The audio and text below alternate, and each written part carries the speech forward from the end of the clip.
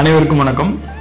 நம்ம இன்னைக்கு என்ன பார்க்க போறோம்னா நார்சிசிஸ்டிக் பர்சன், அதாவது சுயநல உச்சத்தில் இருக்கிறவங்க. அப்படி இல்லைன்னா அவங்களை எப்படி சொல்லலாம் அப்படின்னு பார்த்தீங்கன்னா, தான் நம்ம தான் எல்லாமே, நம்மளை மீறி எதுவுமே கிடையாது அப்படிங்கிற பர்சனை பற்றி தான் பார்க்க போகிறோம். இவங்களை நார்சிசிஸ்டிக் அப்படின்னு நம்ம சொல்லுவோம் இங்கிலீஷில். ஆக்சுவலாக இவங்க எப்படி இருப்பாங்கன்னா, இவங்களுக்கு ரெண்டு முகம் இருக்கும். ஒரு முகம் குடும்பத்தில், இன்னொரு முகம் சமுதாயத்தில். குடும்பத்தில் பார்த்தீங்கன்னா இவங்க சுற்றி இருக்கவங்களும் எரிஞ்சு விழுவாங்க, கோவப்படுவாங்க, பேட் வேர்ட்ஸில் பேசுவாங்க, ரொம்ப தரக்குறைவாக எல்லாத்தையும் நடத்துவாங்க, தாங்கிற ஆணவம் இருக்கும்.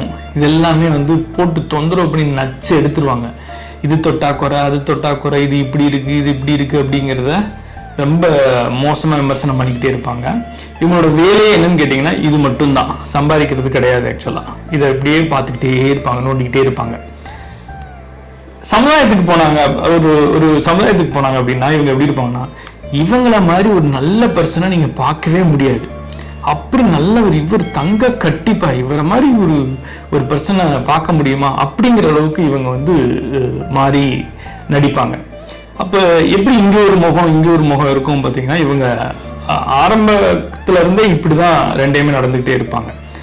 அப்படி இருக்கும்போது இந்த நார்சிசிஸ்டிக் பர்சன் எப்படி ஹேண்டில் பண்ணணும் அப்படின்னு பாத்தீங்கன்னா, அவங்க 4 4 7ன்னு சொன்னா நீங்கள் 7 தான் சொல்லணும். 8ன்னு சொன்னீங்கன்னா நீங்க செத்தீங்க அதோட.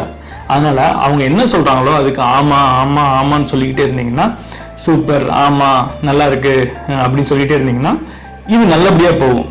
இதை நீங்க எதிர்த்து கேள்வி கேட்டீங்க, இல்ல உண்மையை சொன்னீங்க, நியாயத்தை சொன்னீங்க அப்படின்னா அவங்களுக்கு கோவம் வரும். ஏன்னா அவங்க ஏன் இதை பண்றாங்க அப்படின்னு பாத்தீங்கன்னா, அவங்களோட இயலாமைய வெளிப்படுத்தும் போது இந்த கோபங்கள்லாம் வரும். அதனால இந்த ஆதிக்கத்தை செலுத்தி அவங்க என்ன பண்ணாங்க, நம்மளை அமுக்கி வச்சுக்கிட்டே இருப்பாங்க. அதனால இவங்கள்ட்ட கேர்ஃபுல்லா ஹேண்டில் பண்ணணும். ஓகேங்களா?